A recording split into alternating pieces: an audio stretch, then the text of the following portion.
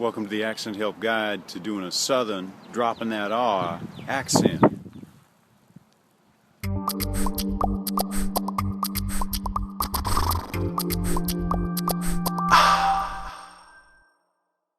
Alright, so let's talk about this American Southern, the soft R accent. And what that means is that the R's after vowels tend to get dropped.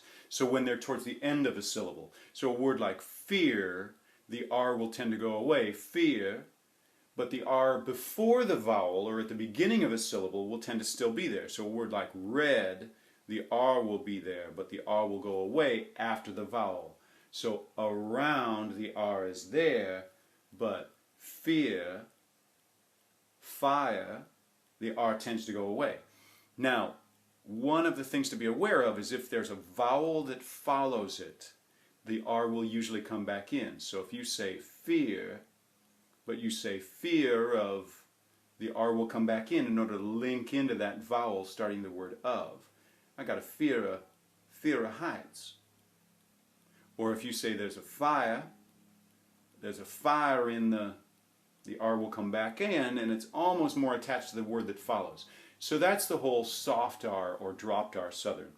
It's very much a generational thing. It's sort of an accent that's kind of dying out these days in the South. I heard it from older residents in places like just recently being in Nashville, hearing some of the older folks were still dropping their R's, whereas the younger folks had their R's on, the hard R accent. I've even heard this in Texas, which is stereotypically hard R, consistently an older gentleman who was actually dropping his R's, and he was born and raised in Texas.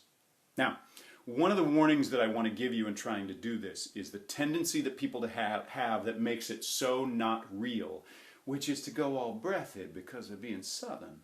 So if you're doing that R dropping for the Southern accent, number one, realize that it's not everybody in the South who does that. It's a dying accent, so it's really not reflective of modern day for most people.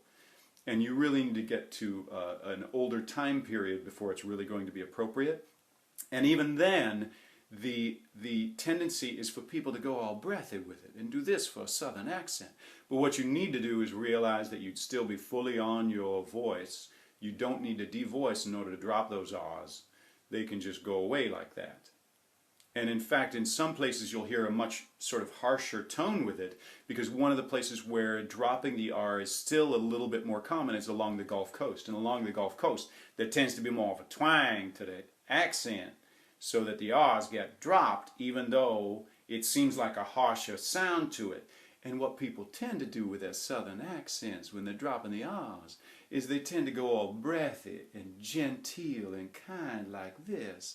But that's not actually the way that it should go. You should be able to speak sort of on your full voice while dropping the R's. And that's the biggest clue I would give you in doing this dropped R Southern accent. The final word is, please don't assume that this is the Southern accent. It is wrong to think that this is the way that everybody talks.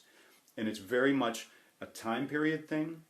It's also a class distinction. Just listening yesterday to some recordings from Charleston, South Carolina, and what you'll hear from, say, the mayor or the chief of police is the tendency to drop the R's, but when they talked to an engineer, more of a firefighter, the working day guy, the blue collar guy instead of the white collar guy, their R's tended to be on.